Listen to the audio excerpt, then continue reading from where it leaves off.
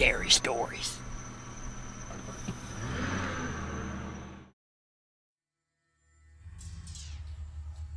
This is possibly one of the weirdest things to ever happen to me, and a throwaway seems like a good idea when telling it. I just moved to London, and being a bit lonely and wanting to get into the dating scene, I tried doing the whole OkCupid thing. It was alright, and I honestly wasn't too active on it. I check on my account a few times a week and message some profiles of girls that I thought were pretty. 95% of the time my messages would go unanswered. I'd guessed it was mostly because many of my messages in retrospect were pretty uncreative and dry. One day, I was messing around looking through various profiles when I saw an extremely attractive girl and decided I had to message her. In my opinion, she was a perfect 10, not just the fact that she was a gorgeous blonde, but we liked a lot of the same music and movies, and well, I could actually send her a decent email because of all of the things we had in common. I also need to reiterate that most of her pictures were of her smoking, which definitely clouded my judgment. I should also mention that I'm a former military and Afghan veteran, so nothing really scares me. Almost immediately after pressing send, she responded. We messaged each other through the OkCupid messenger service for about a week, and I got to learn a lot about her. Her name was Aoife, and she was from Belfast. She told me she had a daughter named Rosen, which didn't really bother me, and had a very long, complicated story about how she grew up a Catholic in Northern Ireland during the Troubles and was an orphan at a young age. She seemed really driven and had such an amazing story. I had so many questions, and in all reality, a lot of respect for her, so it was really easy to keep talking to her. Within about another week, we started talking on the phone, and then sometimes on Skype. She'd never do an actual video chat, which at the time I didn't think was too weird, but she'd send me pictures of her and her daughter, friends, etc. For the most part, this whole thing seemed legit.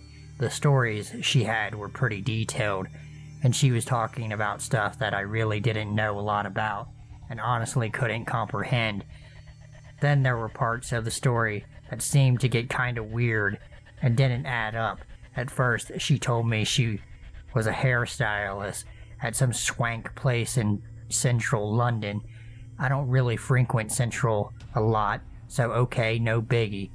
I just met her online. I wasn't going to head into Central to stalk her at work. Then she said that she owned a bar in Camden called the Lock Tavern, which I looked up on the internet and is a real place, and managed it on weekends. She had detailed stories about the bouncers and regulars, etc. This didn't seem to make a lot of sense, but okay. I mean, I guess you could do both jobs and be a full-time mom. It seemed odd, but she seemed driven, and she also seemed really hot, so who was I to judge? Again, I wasn't going to be super creeper and pop down there. I just took her word for it.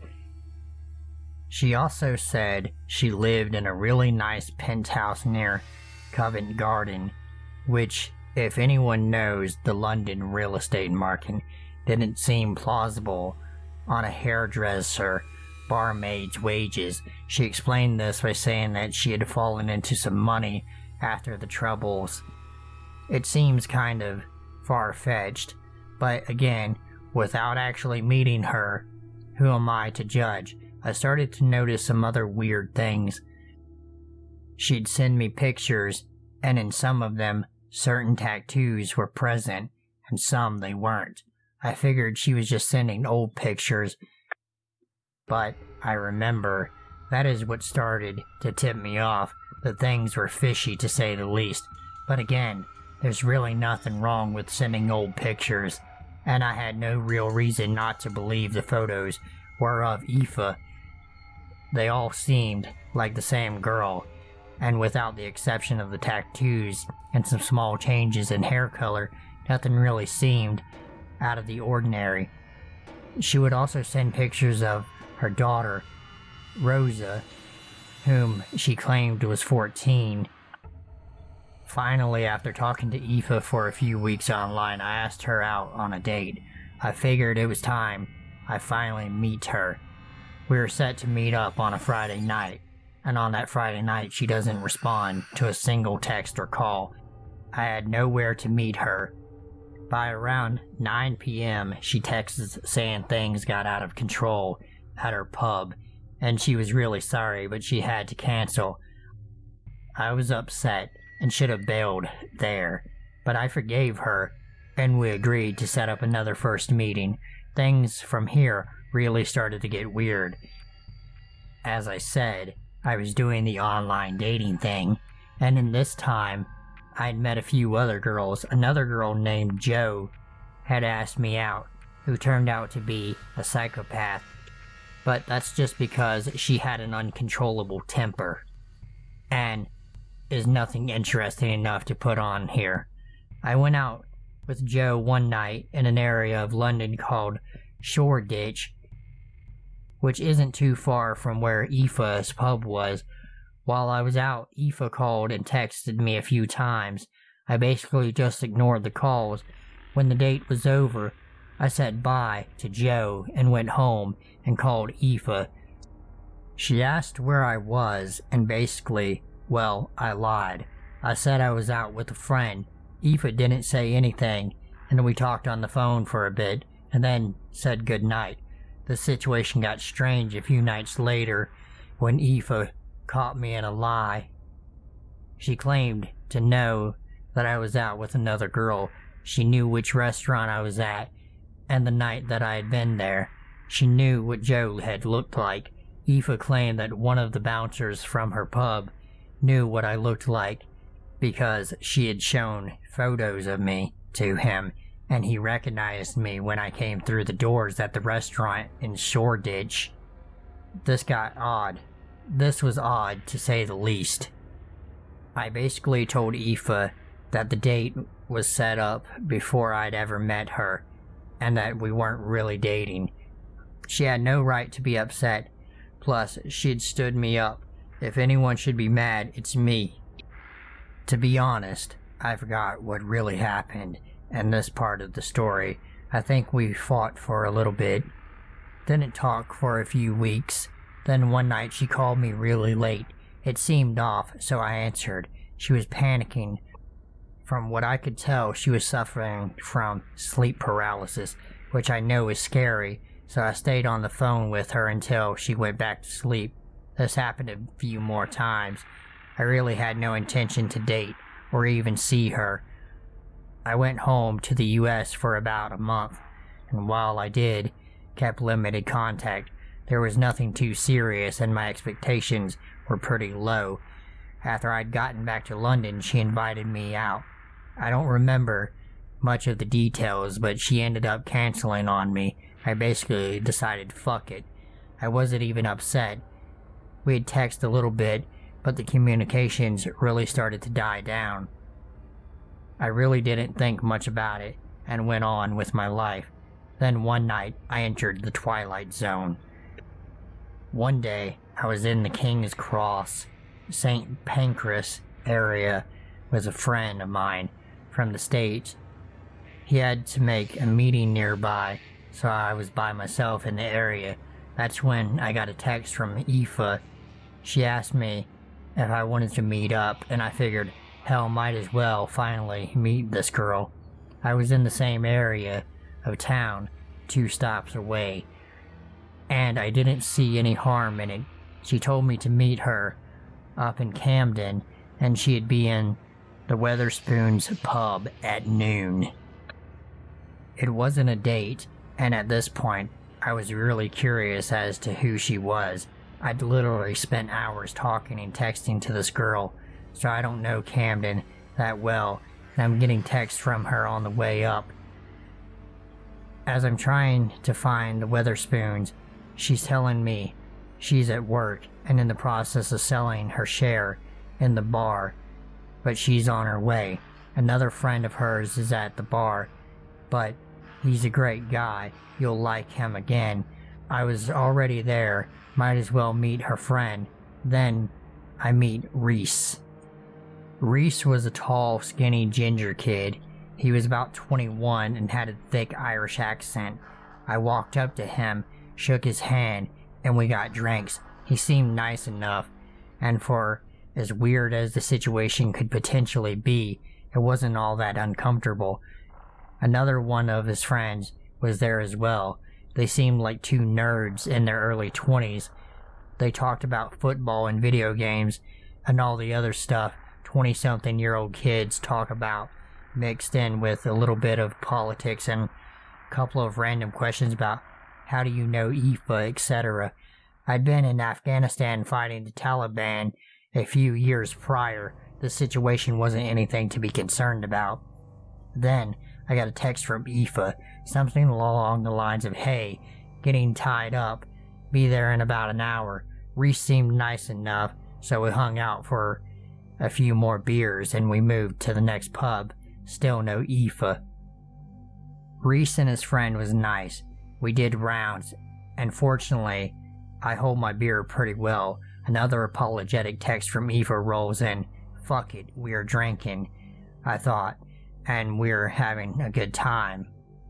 Reese would ask me random questions about Aoife, but basically I shrugged it off. Being one of the only few things we had in common, we bar hopped around London for a bit. At one point, I was in the queue to buy a round of drinks and felt like this guy was way too close to me. I turned around and saw an overweight old man with an ugly brown jacket and a pockmarked face. He had a crucifix tattooed on his neck. In all honesty, a typical barfly you'd see in a British pub. I'd say excuse me and walk past him. We'd continue to drink and bullshit the day away. By this time, it was like 2 or 3 o'clock and Aoife is nearing 3 hours late. I decide, fuck it, let's go to the Lock Tavern. Reese and his friend seemed cool with it. We get there, and there's 2 Irish tricolors flying above the place. "Yeah, you can tell Aoife owns the place, huh?" Reese said. The part of the story kinda added up. We went into her place. I text her to tell her we're there. "Oh great, I'm almost done with this. I'll be down in a minute." She never comes down, but this is when the story gets really, really weird. This other dude named Pete shows up, shakes Reese's hand, and Reese says, "Oh, you're here to meet Eva." I look at Reese, and he's like, this must seem weird. Eva is Aoife's best friend. Now, this seemed really weird, but I needed to figure out what was going on. These 2 girls have almost exactly the same name. I had never heard Aoife mention Eva before. I start talking to Pete, and Reese starts asking similar questions to him about Aoife that he was asking me about Aoife. But some of these questions were getting more serious. He was asking him things like, "Do you love her?" Pete's story then starts to sound eerily similar to mine. Pete meets Eva online. She's from Northern Ireland, has a daughter named Rosa. In his version, she's 12. He'd tried to meet up with her and a few times, but it fell through. He was invited last minute to hang out today. "Oh shit, this is weird," is all I could think. Something wasn't right. At this point, I knew that someone was getting played, probably me, and I was in some kind of game, but I needed to figure out what exactly was going on. Pete and I started to figure out things right about the same time. Right in front of Reese, who stuck his guns on the story remarkably well. They both have similar names. They both have daughters that are around the same age, with a really common Irish name. I'm not buying it, neither is Pete. I decide that the pub we are in might not be friendly territory, and I don't want to get shanghaied in Camden. So I suggest we leave. Eva sends me a text saying she's almost on her way down. Great, I said. Meets up with us in the street at some other pub. Pete and I start walking out. On the way out, I ask the bartender, "Hey, is Eva working today?" He responds, "No, mate. Eva hasn't worked here in 3 years." At this point, I know something really, really creepy is going on. We head to the next pub. I've got a good buzz going on, but I know I need to sober the fuck up fast. I think Pete might be a victim in this game too, but he might not be. He for sure can't be trusted. Reese and his buddy are suspect as well, but I don't have any proof yet, and my curiosity is keeping me there. We walk into another pub. Reese's friend says something to Reese, and I don't hear it. Neither does Pete. Reese loses it. He yells at his friend, and his friend basically says, "Fuck you, I'm out," and takes off. Pete and I are still trying to put things together. I find a table on an outdoor deck. It's quiet. I can think, and I can piece this together. It's amazing how fast you can sober up when you think you are in trouble. I ask Pete if he has any pictures of Eva, and Pete pulls out his phone. He shows me a picture that I'd seen before. "Wait, that's Rosa, Aoife's daughter." "No, mate, that's Aoife," Pete replies. This is making no sense. I'd been sent the same pictures of the same girl and been told it was Aoife's 14-year-old daughter. I showed Pete pictures that I had of Aoife. He claimed he'd never seen the girl in the photos before. Reese was sticking to the story that I had pictures of Aoife and Pete had pictures of Aoife, and that he wasn't sure why I thought the pic of Rosa.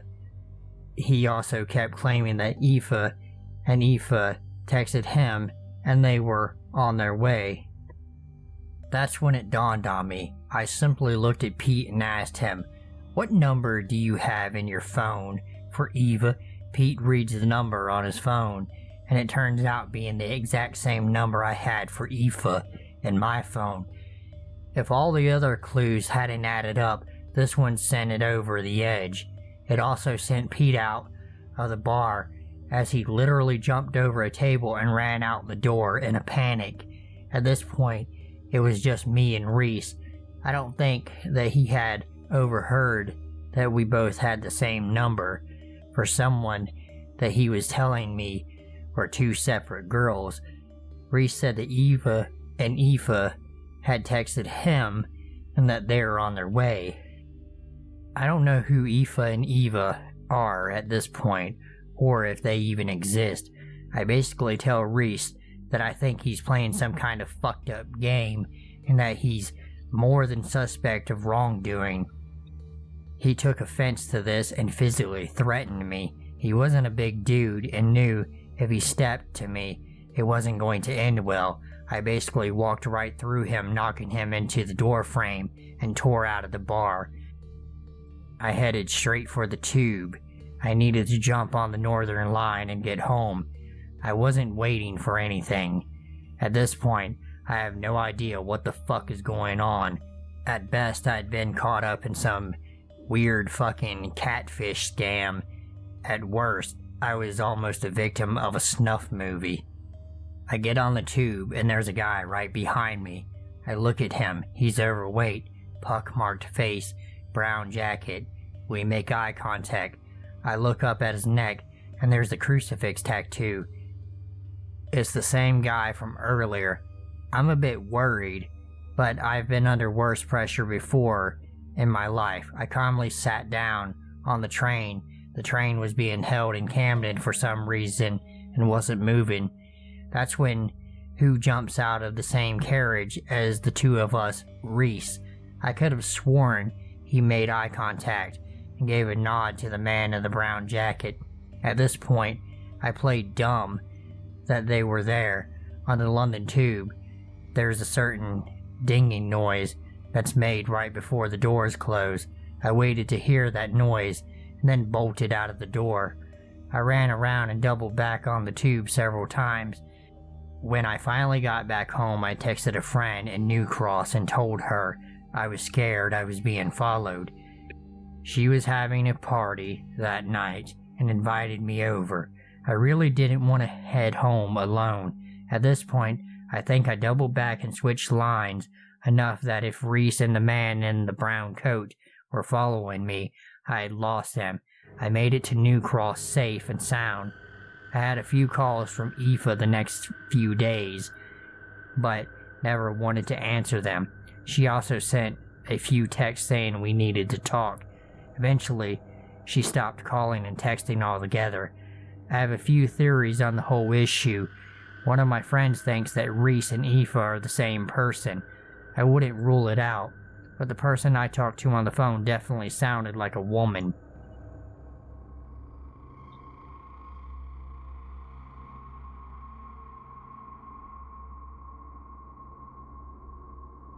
So, about a year ago, I moved into a new apartment, and it was my second year living alone. The city was relatively small, and I go to the local university there. One night I was bored at home, and I decided to set up a Tinder date. I was talking to this apparent normal guy, and he asked if he could come over to my place. At the time, I did not see anything wrong with that, so I invited him and said I lived alone. About 20 minutes after the message, he arrives at my apartment, wearing a black hoodie, big earphones, and he asked if there was security cameras in the hallway. I said there were a couple, and from that I could feel that I just made a mistake. He got into my apartment, and we made out for like 10 minutes in my bed. Then he asked if he could try some of his kinks on me. At the moment, I was not thinking rationally anymore, and I said yeah. He started biting my neck, then my chest, then my legs, and then started with some really weird kinks. He started pinching me really hard in between down there, pulling my skin, and just really digging his nails into my body. At this time, I was completely panicking and was asking him to stop, but he wouldn't. To top things off, he started choking me, and I couldn't get him off of me, because he was like this big, buff dude. At last, he stopped, and I rushed to the bathroom saying I needed to pee. In no time, I grabbed a knife, locked myself in the bathroom, and called my other friend to come help me. I got out and told him to get the fuck out of my apartment, or I would call the police. To my surprise, he tried to attack me, but I had a knife in my hand, and I started screaming. After hearing my doorbell, he quickly got dressed and rushed downstairs. Please be careful bringing strange people to your home. This shit scared the hell out of me, and I don't think I could do Tinder dates again.